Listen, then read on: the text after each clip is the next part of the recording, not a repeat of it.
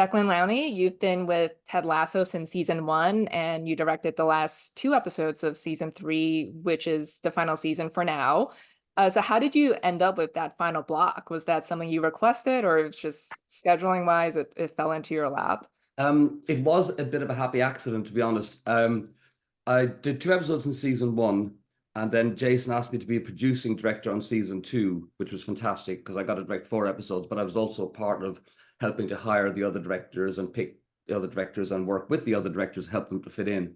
And then season 3, he asked me to do that job again, but we moved to LA a few years ago, so we moved back to the UK for the job, and then we had just got back to LA, and our daughter had just started back in school, and I really couldn't go back to the UK for a year and leave them here, so I turned it down.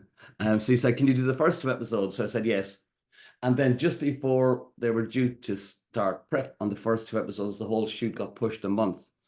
They weren't quite ready, and it clashed with another job I already had, Big Door Prize, the other Apple show. So I had to pull out. I had to, I was contracted to the other show. So then they asked me, how about doing the last 2? And because the show had a few hurdles and there was a few delays with COVID and stuff like that, the dates kept pushing and pushing and pushing. So I was kind of hanging around waiting for it to happen. But it eventually did. And the script, It was just meant to be. You're it was supposed to just wrap meant it to up be like that way, and this. the script So just kind of got bigger and bigger and bigger, and no one really knew how long those last 2 episodes were going to be. They turned out the first cuts are about 75 minutes, mhm. Yeah. um, which is long for a 30-minute show. So we pulled back a bit, but yeah, they're huge beasts, and I was, I feel very privileged to be let at the last one, particularly Hmm. as it was Well, to be. during that limbo period, like what did you know about how the story would be wrapped up? Because Jason has always said like he envisioned this as a 3-season story. Did he give you any heads up? Like I know you probably didn't have scripts or anything, but he did We had he? outlines. We had a Yeah. clue what was happening, and we knew the end had to be a big montage, but just how big it became and how elegant and scale was. And the other thing was, because the show had run over a bit, we struggled a lot with actor availabilities because some people were on other shows and we had to work around scheduling of stuff. And it was a huge jigsaw puzzle to put together. And it's always a joy to see it put together and know it kind of works as well, which is great. Hmm. Did you feel any like, additional pressure, I guess, wrapping up the story of these beloved characters whom fans might not see again for a while, if ever? I think that pressure was really on the script, Hmm. that they had to hit a lot of beats and the beats had to pay off in a way that left viewers feeling happy, that they'd wrapped up. So our pressure was more about just trying to make it all work because it was such a huge machine with so many moving parts. So the pressure on us was more about containing it and making it all happen in a way that was going to work. So I think the pressure for the wrapping up of everything was really more on the writers' heads. Hmm.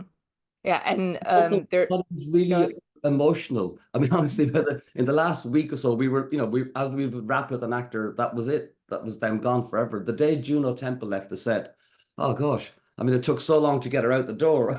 But she was everybody was in bits. It was a very close knit, very tight community, Ted Lasso, a really strong sense of family. And as the actors left one by one, then there was only 6 of us, then there was only 4 of us, and then we're down to just It's shrinking, yeah. the last 6 days here in LA. So, just I was saying goodbye to everybody. It was very moving. It was a very special thing to be a part of. Hmm. Well, there's a musical performance of "So Long Farewell" in the middle by the guys, and it kind of feels like it's a double goodbye because they're singing to Ted, but it also kind of feels like they're singing to the fans as Yeah. well, and it kind of opens with them singing directly to the camera. Was that a choice you made? Oh yeah, no, I mean, we mimicked the choreography from the original and worked very tightly with the choreographer to structure, so you didn't quite know what was happening. The camera just kept wider and wider, and then suddenly they're all there. And at the end of the song, we didn't expect everybody to go nuts like they had. I had a drone for the last bit of the music for the pull away. But after that, the team just started, when Ted just said that was perfect, the team just went nuts. They started pulling off their clothes and shirts and jumping around the place and hugging. And it was fantastic. And luckily we had 3 cameras rolling on this stuff and everything felt very real. And so we didn't use our big drone pull away because everybody hugging and stuff like that felt much more fun and much more Yeah, it's a exciting. lot more intimate. Yeah, Yeah. and genuine. That's real stuff. That wasn't in the script. They weren't supposed to scream and shout and everything. And Coach Beard is in tears practically watching them. I love that you guys had like this classic sports movie trope in the episode, like the inspirational locker room speech at halftime, and then you got all the guys, pulling the pieces of the Believe sign out and putting it back together. So who was responsible for making sure there were enough pieces of the sign to put Well, together? but the thing is, okay, whenever you shoot the scenes in the locker room, you've got the team of about 20 with the substitutes and then a few more. So you've got maybe 40 people in the locker room. And they're all young guys at 19, 20. They all just love to have a chat and stuff. So I find it really stressful trying to direct those scenes because you can't keep screaming, shut up. Or your first AD can't keep screaming that because people just tune out, don't they? But I said to Jason, look, that's going to be a major thing to do. Could we please try and get together the night before? So after a wrap the night before, he came in and we sat around the locker room and we got silence and he was able to talk. And Jason talks a very good scene. He went through it and explained to every one of them what the piece of paper meant, where they'd put it, why they'd put it, what memories it brought back for them. It's all up there. He's extraordinarily clever with it. But the fact that we had time to do that meant everybody could think about it overnight, which was brilliant because we don't normally get to do that sort of thing. And it meant the next day when we came in, everybody knew their cue. You get up, you get up, you get up, you put it there, you put it there. And we look at it and it's a jumble and then we go and it's there. So it was a beautiful scene to shoot. And I mean, that must be the longest halftime in history. That halftime goes on for more than half an Wow. hour. But I it mean, is there are a lot of pieces of the sign, a so lot it, of it took a pieces. while. But So it is a very beautiful thing and a very beautiful thing to have been part of. It's one of my favorite scenes for sure. yeah. And then there's a montage at the end of the episode to father and son, and we Yeah. see everyone's future. What was it like assembling all that footage and cutting it to the music? Well, we had way more stuff than we needed, of course, and the final edit it was quite a bit longer. So Jason went back in and recut that and made it shorter and shorter. I mean, it's still 2.5 minutes or something. It's still a very long montage, and each moment was so different than the last that it was very hard to find a visual way. We tried doing constant left to right moves with invisible wipes between them, and so a lot of it was that. But certain beats just didn't lend themselves to it, and you'd be trying to force stuff in if you'd stuck with your. So it's slightly organic, Hmm. the montage. Were there any scenes from that were cut, Moments were cut and moments were shortened. but nothing major that? Nothing major because all the good stuff always makes it in. Yeah. Well, I mean, a lot of fans also read that as Ted's dream because he wakes up in the plane, and they also kind of take issue with Ted not being at Beard's wedding. Did you anticipate that reaction from No. fans? Now, I don't know if Jason had anticipated, but that was news to us. I mean, you're right. The plane suddenly lands and he jolts. Um, we kind of believe Beard did stay. And Jane was pregnant at the wedding. Why Ted wasn't there, I don't know. I feel like that's totally fine. Like they're close enough friends that they don't need to be at these kind of events all the time. It's like he might have an engagement with his son at home or something, and he That can't was make. really what he went home for, Yeah. Henry. Mhm. Well, yeah, so like season three is final season for now, but there are, it could come back. There's spin-off possibilities. What would you like to see for the next era of Ted Lasso? Well, I mean, there's a few possibilities. I mean, the one that most excites me was when Keeley pitches Richmond FC women's football team to Hannah, because I mean, they would be fantastic to run the team, but also it's so of the moment. Women's football is huge again, and is huge in the UK now, and so that was very exciting. And then you could see a role for Ted to maybe come back a few times, or if Roy and Beard and Nate take over the running of the team and we carry on with the guys, because there is a fantastic team of actors and footballers there to tap into, and that maybe Ted might come and visit. You just pop in every now It's and then. exciting. There's lots of potential in there for You sure. could just rename it the Richmond Way. That's all. Just like the book. Yeah, it was never about Ted. It was the Richmond way for sure. Exactly.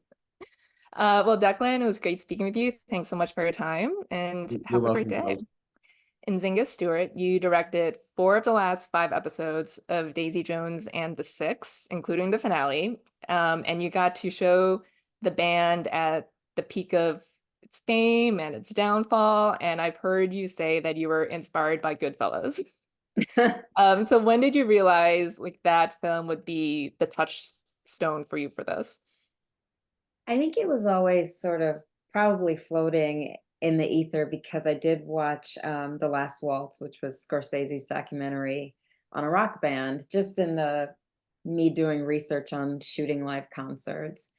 So it might have just already been planted somewhere back there.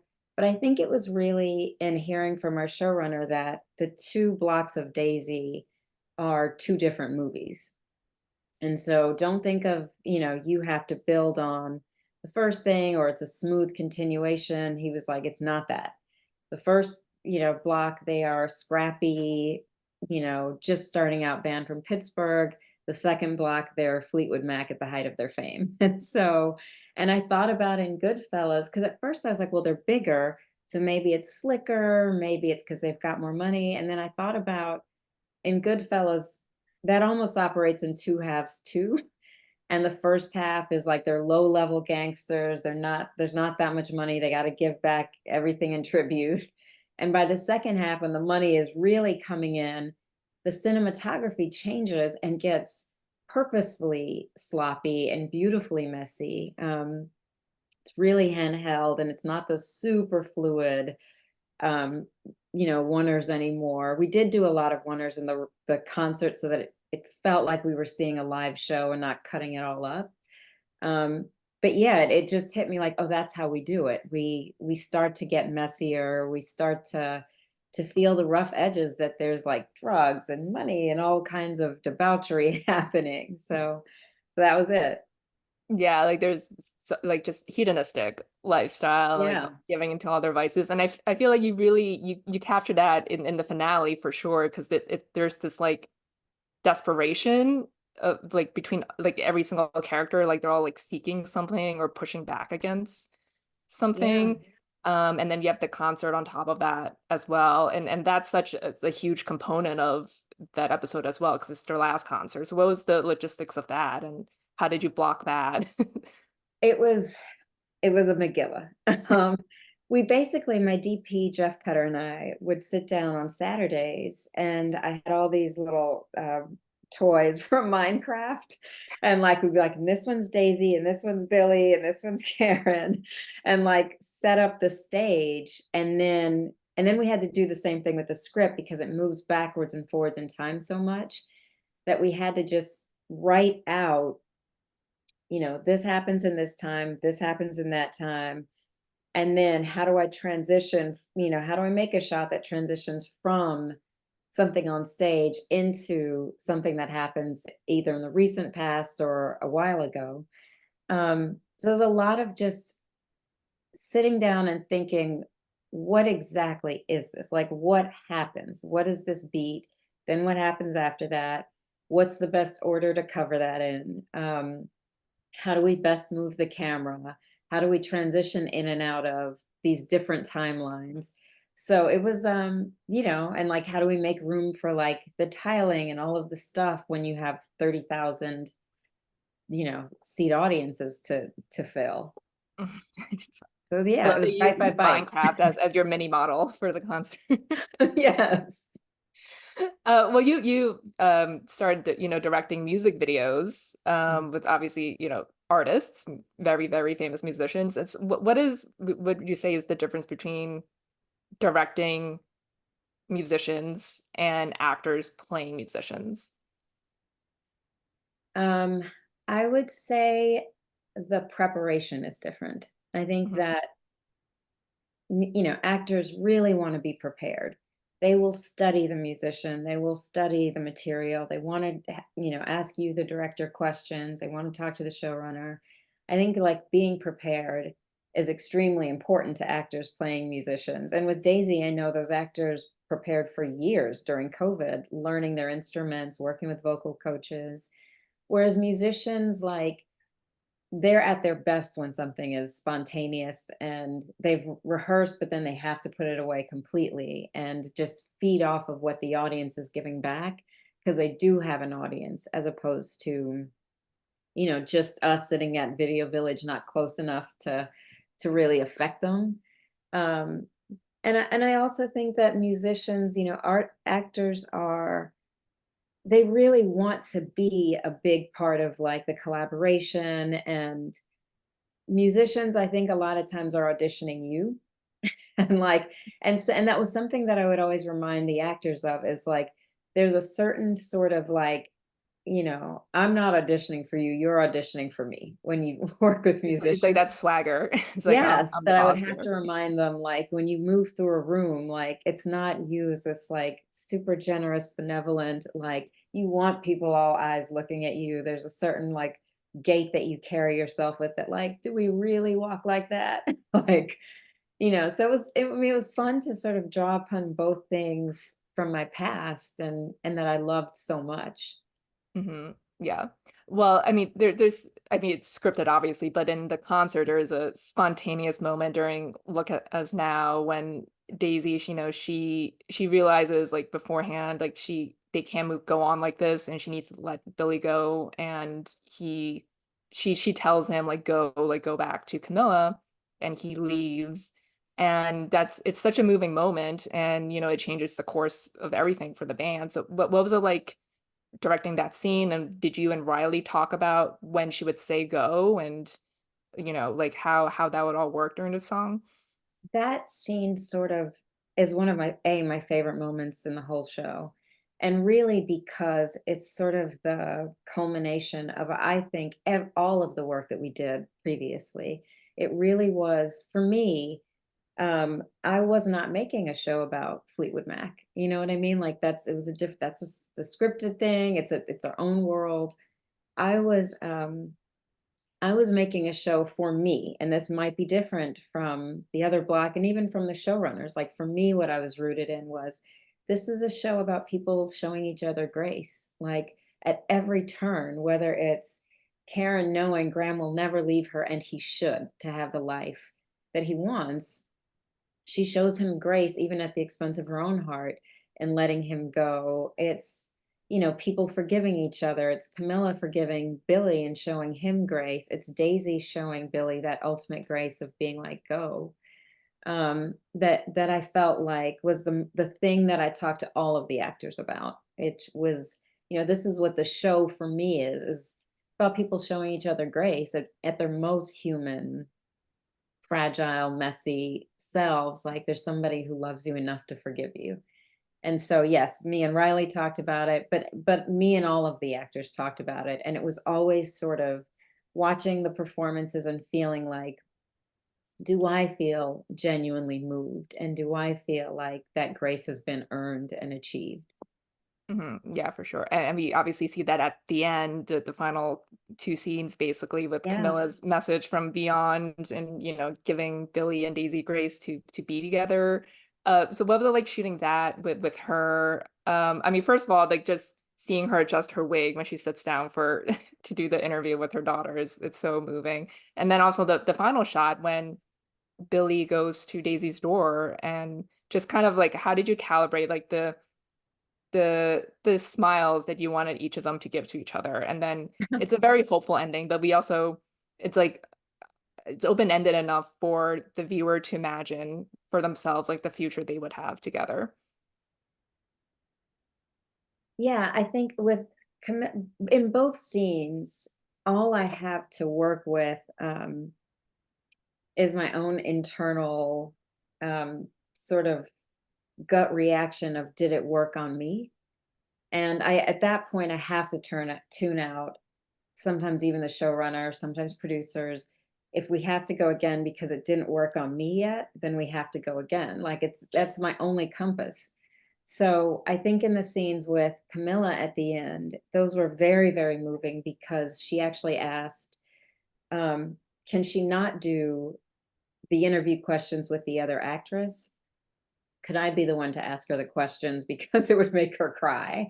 And so we did, you know, I sat there next to the camera operator, like on his dolly, and was asking her the questions. And I felt when our big muscle bound camera operator, I felt when he got sort of like moved. And then I felt like I might cry. And then like, and I just looked at her and was like, we have it. And I felt like with the smiles at the end with her and Billy, with Daisy and Billy, I went in with a few options, obviously, but I just felt like, let's just keep going. Let's never give it all away. Like this can be an afternoon, this can be a lifetime. This can, you know what I mean? This can be a total surprise. Maybe there was a call before. Like, let's try it a few different ways. The one that I printed is the one that's in the final cut, because it was the one where I felt like anything can happen now. And like that's how I wanted to feel, more than like, oh, they're definitely going to be together from Yeah, now like on. I they didn't wanted it to kiss or be, anything. Yeah. yeah, I wanted the audience to decide, like, what is their ending? Hmm. Sure. Well, lastly, what was your favorite Daisy Jones in the sixth song? You know, coming from music videos, I remember at the end of the day, I would just never want to hear that song again. And like on Daisy, it's the opposite. I have worn that album out. um, it might be Look at Us Now. I love Let Me Down Easy also. I love Honeycomb. I mean, it might be Look at Us Now though. Like for just, it's so emotional. Like when we were all in the vans driving to the Emmys together, we put on the album and like Oh, that's the song we were all singing. Our showrunner's 6-year-old was beside me belting it out. Like, so it feels like emotionally that it's a banger. It's a good one. it's a banger, and it has a, you know, soft spot in my heart. Yeah. So, well, Nzinga, it was great speaking with you. Thanks so much for your time, and have a great day. Thanks so much for Thank being you. here. Sarah Adina Smith, you directed the first two episodes of Lessons in Chemistry, which is based on a book. How familiar were you with the book before the show?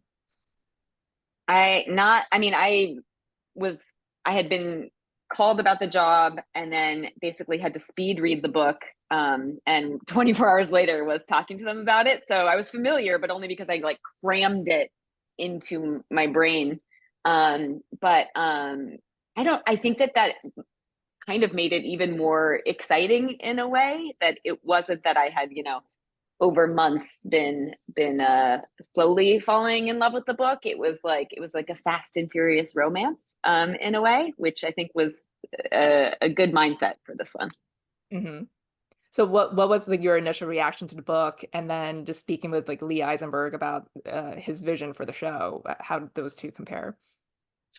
um I guess my reaction was twofold, and again, maybe this was because I was like speed reading over the weekend, and it was like my son's first birthday, and so it was like a lot going on.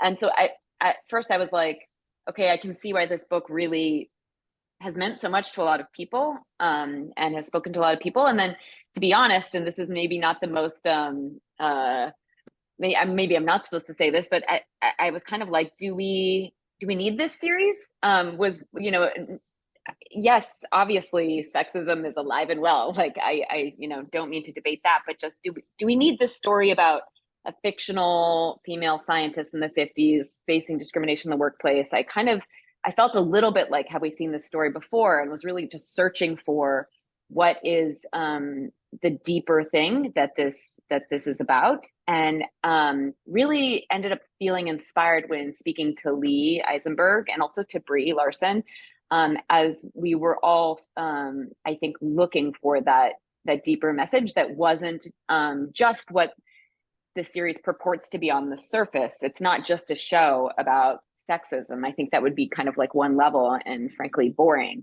It's really a show that has a much more well-rounded humanity about somebody who has really closed herself off to life in a way, and about these collisions she keeps having with important people in her life that eventually teach her the meaning of life, and which is really about the things you can't predict and the things you can't control, and the way in which life surprises you for both good and bad. And yeah, that became really beautiful, or that was really beautiful, and talking to Lee, and also to Brie, and it made me feel like that was something that I could get really excited about making, and felt like something. It gave me a feeling like there was a magic we could bring to screen about that would be more than just a translation of the book. Yeah, and she's someone who likes predictability and logic. That's how she operates, Yeah. and then she has to learn to, like accept surprises in her life and things that she didn't expect. So, Yeah. but you as the pilot director, you get to set the tone and build the world. And I love the opening of the premiere when we follow Elizabeth into Supper at 6, the set, and it's not from her back. You just see her back. So how was that something you just envisioned, going in? Yeah. Yeah, that was kind of like one of my first feelings and first ideas I brought in when I pitched on this, was that we really wanted to like set up the mythology of this character, and also have maximum contrast between this television star that we first meet and the woman who's a lab tech cleaning up broken beakers and serving scientists coffee when we then go back in time. And I really wanted to give the show an exciting energy right away, that sort of would let the audience know they're in good hands and that they're going to be taken somewhere exciting. And I felt like episodes 1 and 2, I really tried to treat like one movie, even though they're 2 separate episodes. Certainly when you're block shooting, you shoot them together anyway, but I was really thinking about like, well, what is the movie of episodes 1 and 2? And it's a love story. And I had never really gotten to direct like just a romance. And so that was really new and exciting for me and challenging. And I felt like it was yes, I wanted to have exciting cinema and shots and things that really brought the story to life from a camera point of view. But more than anything, I really wanted to be in service of that love story, and tried to make all of my choices in support of character and in support of us getting to be swept away and sort of like falling in love with the two of them as they're falling in love.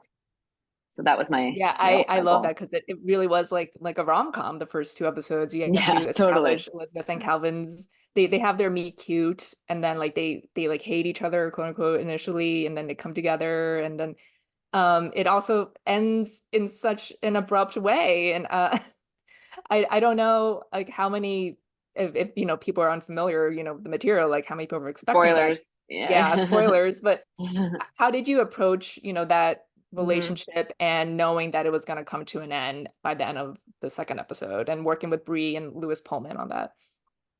Well, actually, it was something that Lee and I talked about right away when we first dove in and started thinking about this, because the scripts were, I should say, like, we were working on the scripts as we were shooting. It wasn't the kind of TV where like all the scripts were done and we're just like executing material. We were really trying to think about like on the fly, like how are we going to, it all came together so fast and furiously that we were really workshopping material and writing as we were going. And it was like, one of the things we talked about was, because Calvin's death is in the book, and we just thought about like, well, where should that happen story wise?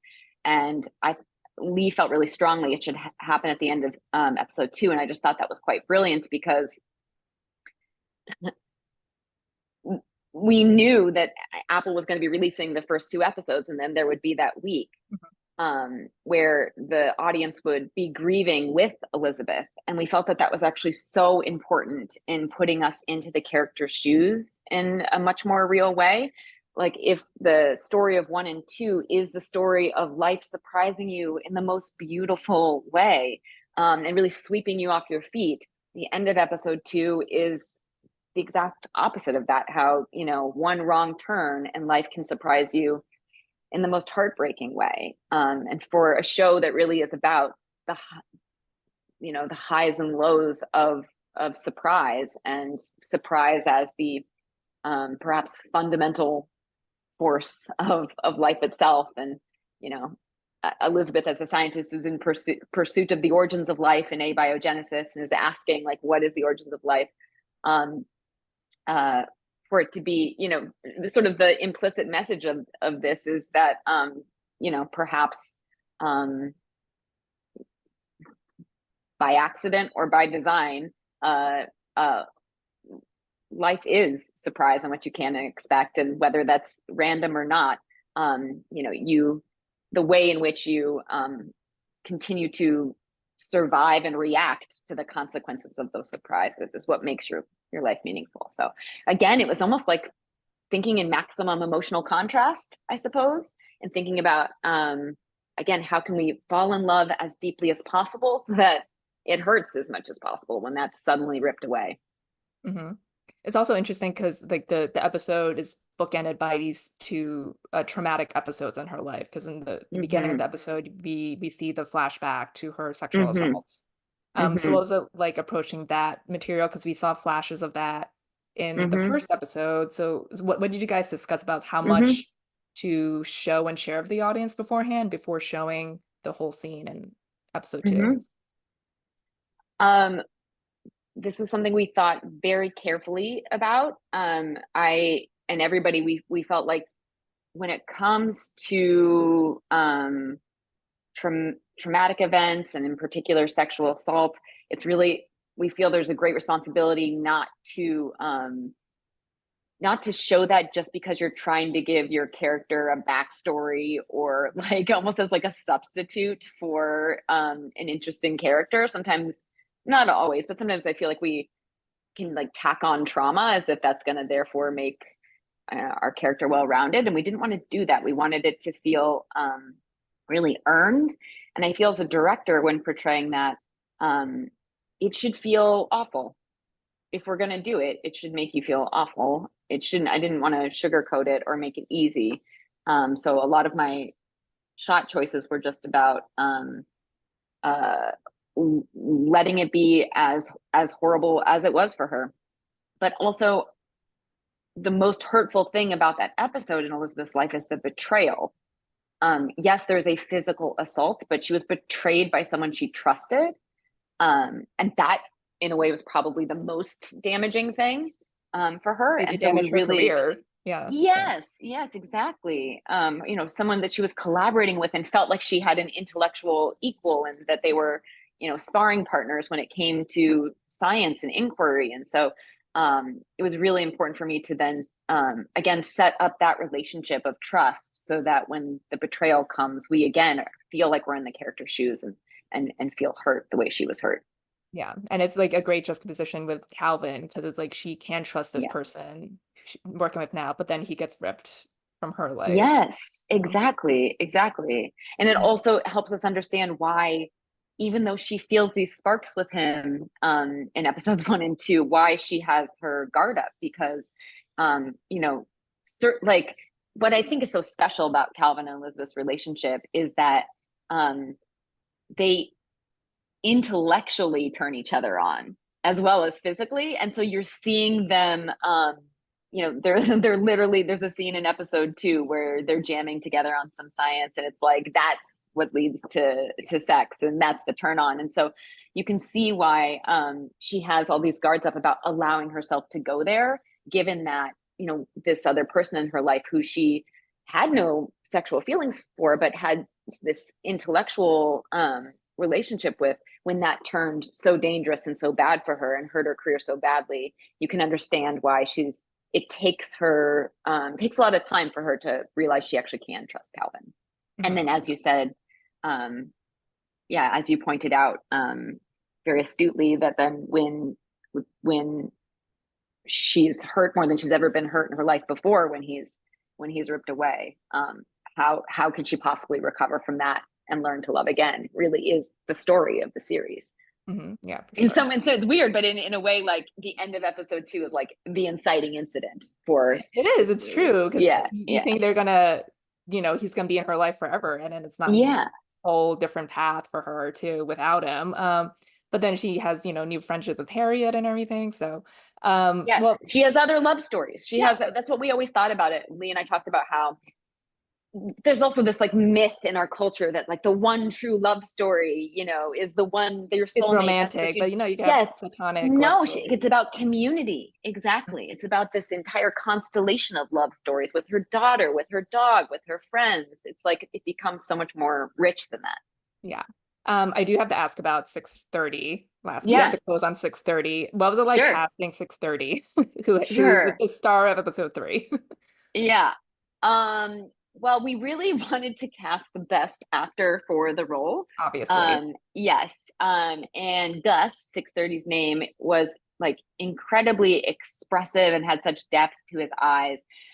We were like well aware that like the cockapoo was not like a thing in the 1950s, but one thing we thought was interesting was he would have just been seen as a mutt on the street. It wasn't like, there were stray dogs then as there were now, and he would have been seen as like an undesirable type of dog back then, and we just thought that was really sweet how like the cuddly dog that we all Which love and makes is it so even more popular hilarious that he was a today. military dog. So- Yeah, well, then they were picking him because this is not my episode 3, but they were picking these mutts off the street to do the dirty work in the military training because they thought they were disposable because they weren't purebreds. Mhm. And look at him now, taken in. Look by at him Olympic now he's a star. a star. Well, Sarah, it was great speaking with you. Thanks so much for your time, and congratulations again on the show and your DJ nomination. Thank you so much for your interest. Thank you so much.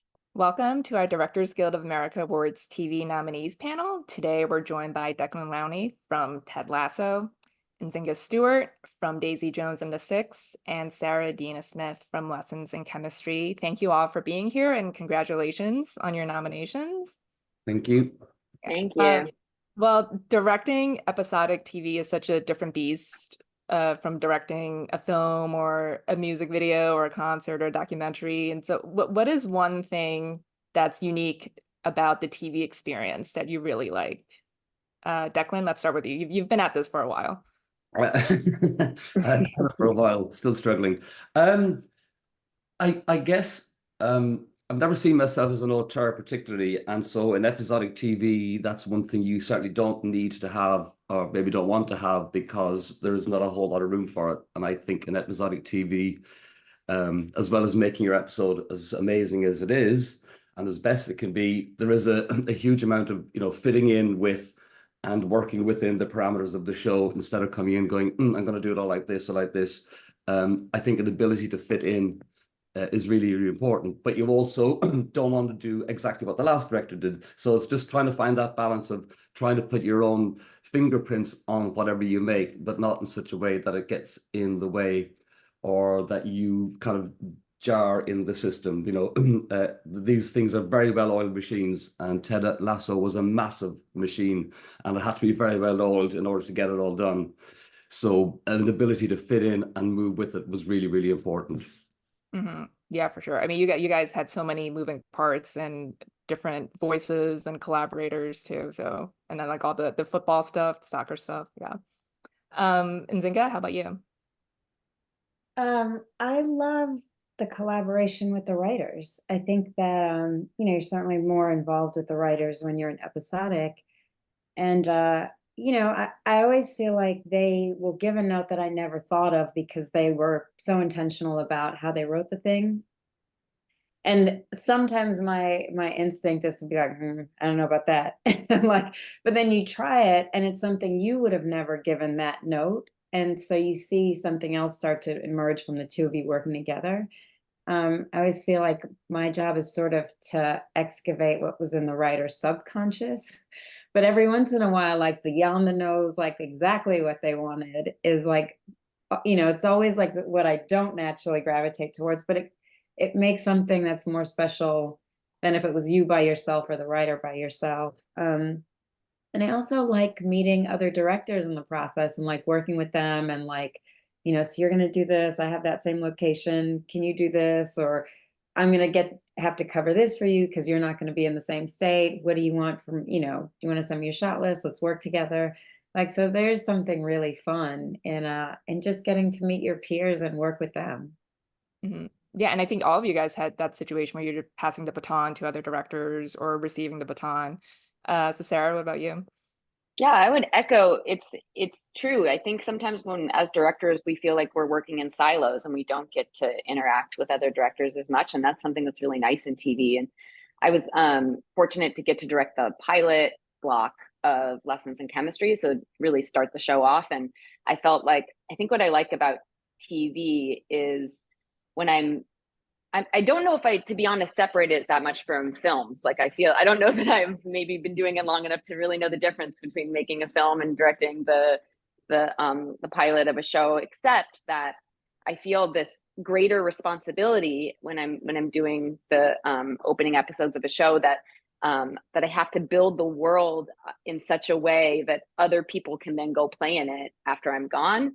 And also just like setting up, trying to set the vibe of the show and the process, so that people are just hopefully bringing out their best and working together well. And that when I'm, I feel a responsibility when I'm passing the baton that then everybody is off and running and have found their momentum, and that someone can easily slip in and then keep the show going. So in that way, it does feel more like a relay race than just a solo sprint, and that's really fulfilling. Yeah, for sure. Well, in all of your nominated episodes, the Ted and Daisy finales and episode 2 of Lessons, like there are several important scenes or memorable scenes, and like shooting, there's a lot of logistics involved and you don't often have control over the shooting schedule. But when there is a pivotal scene in your episode, do you like having that early in the schedule or later when you have more time to plan and talk about it with the actors and the crew, or does it not matter to you? I mean, ideally, I'll jump in and say, like, ideally, it'd be, great to be able to schedule based on how we, feel like actors will be finding their groove and the crew will be finding their groove. But it sort of almost never works out that way. And I think the very first scene we shot with Lessons in Chemistry was like an incredibly important scene between Bree and Lewis's characters. And so, but I tend to enjoy that type of pressure too. I think it's fun to sort of just jump dive headfirst into deep waters. And I think it makes everybody have to work at the top of their game and kind of come alive and step up to the challenge. So I think that's not a bad thing. Nzingha, how about you? I mean, you had a gigantic concert and you had, a key final scene as well.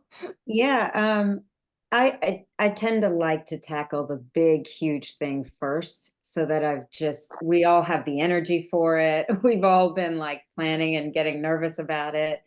But I'd like the gods don't always want what you want. And so of course on Daisy, when we had the huge 30,000 seat arena scene, of course, one of our leads gets COVID. And so we show up that day with like all of our resources in this huge set. And by the time we tested, we're like, so we're not going to do that today. But yeah, no, I like to get it out the way. That was not the case in Daisy. We had to go back to the drawing board, and it ended up being a good thing. Like there were things that, because Daisy was the concert, but it's also all the beats that they play, acting performance wise to each other, that like just having that little bit more time to shoot pivotal scenes of the actors, like that pays off later in the concert, ended up being a good thing. Yeah. Declan, how about you? You also had a musical moment in the finale. Yeah, no, we did. And again, that stuff's rehearsed and rehearsed and rehearsed. I mean, yeah, you don't often get to input into your own schedule, because by the time you turn up, sometimes they're telling you that's when the big stuff's going to happen. That's when that's going to happen. And weirdly, I've done the last episodes, the last 3 jobs I've all been the final episodes of the season. And you're also inheriting crew who are usually really, really tired. So anything you can do coming in with some fresh air or fresh energy is helped. And so I find, stacking the bigger stuff toward the end is better, because it gives me a bit of time to get to know everybody. But yes, the later you go, the more tired everybody is. And that's just part of the deal of doing the season finales, I guess. Yeah, sure. Do you guys have any rituals as a director? Like you hear often, some directors wear the same clothes. They have like a uniform every day because that's one fewer thing they have to think about, because they have to make so many decisions during the day. Do you guys have anything like that, or just, I don't know, like a motto or something you say to the entire crew every day? I do not. I do. No, you're not superstitious about anything. No. I'm not. I do have dance breaks That's at the end of something. lunch Yeah. because I feel like, again, like it wakes people up, but it also sort of, and it depends on the day. If it's a really sensitive scene, I won't do that. Or if, you know, I know it's a really emotional scene or time, but whenever it feels like, you know, the crew could use it or the actors could use it to wake up, I will. Like, I actually am very careful about who our playback person is because they are also our DJ, and I will play music and like have a little dance break to just get people loose again and out of their heads. Mm-hmm. That's a great idea. Yeah. Dance break. I'm not sure how it would land if I tried it, but that's a really, really cool idea. So many people wear black on the set. I always try and wear color of some sort of mix. Anything you can do to make it a little bit easier for people to find you. Also, I've noticed my face is very red, so maybe the high blood pressure also helps people spot you. I think anything that makes it a bit easier for people to find you and go, yeah, ask him. Yeah, there's always someone looking for you. So, all right. Sarah, what about you? You know, I think it depends. It's maybe different for every show or for every movie. I'm a little bit of like a method director in a weird way, where I try to like tune myself to the material, and I don't exactly know how to describe that, but really, or to the day, like what is the work of the day, and sort of like I'm using myself to sort of set the tone of the day. So if it is you know, like calls for a dance party, then it's a dance party, or if it's like really intense, then it's like sort of making sure that I'm helping to set the space so that we can do that intense work, but that everybody's also feeling safe and understanding that that's the craft that we're doing and that's not real life. It's hard to, you know, I don't know, these are ephemeral things, but I guess it's just sort of like keeping an awareness of the way that I am, I guess, holding myself that day as a way to help set the tone for the work. And then the other thing that came to mind, I don't know, this isn't superstition and really a ritual, but I've gotten addicted to those little 5-hour energy like gas station drinks that I tend to like keep near the monitor, and like it somehow brings me comfort, and I nurse it throughout the day. I don't like drink it all at once, and I just take like little sips, and somehow that lets me know that like everything's going to be okay, just to know that it's there. Yeah, you need to get energized for the rest of the day, right? So here you go. It's mama's little helper, little magic bottle. Well, lastly, what have you learned from each of these shows that you'll take on to your next project?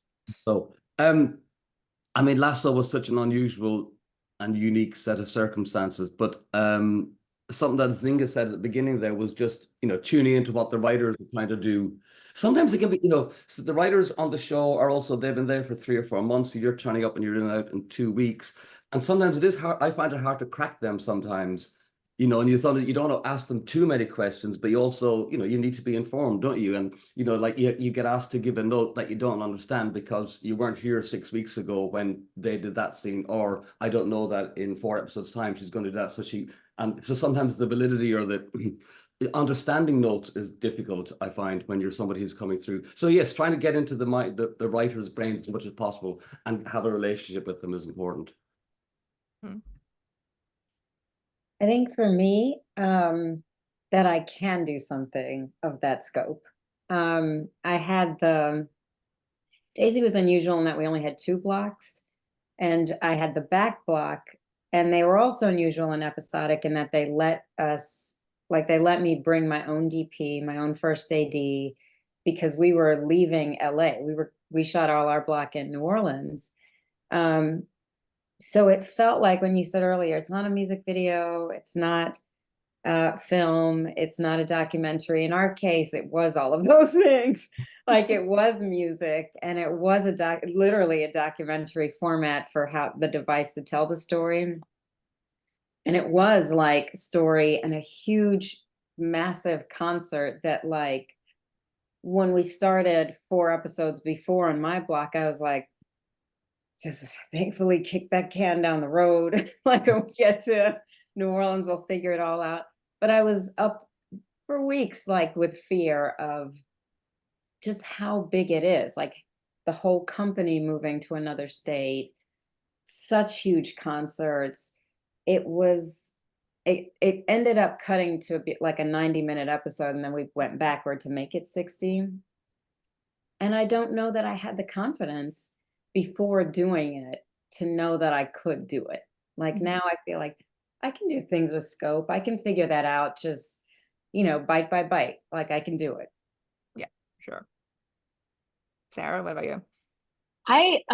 With lessons, every day I wanted to come with really fresh eyes to the scenes and think about how can I do something surprising, do something challenging. Yes, it's TV and we're on a tight schedule, but I was really fortunate. I had the best crew I've ever worked with, like truly from top to bottom. And my AD team was just like stellar. It was, my camera team was top notch, art, everybody. And so I felt like I really wanted to rise to their level and really push us every day to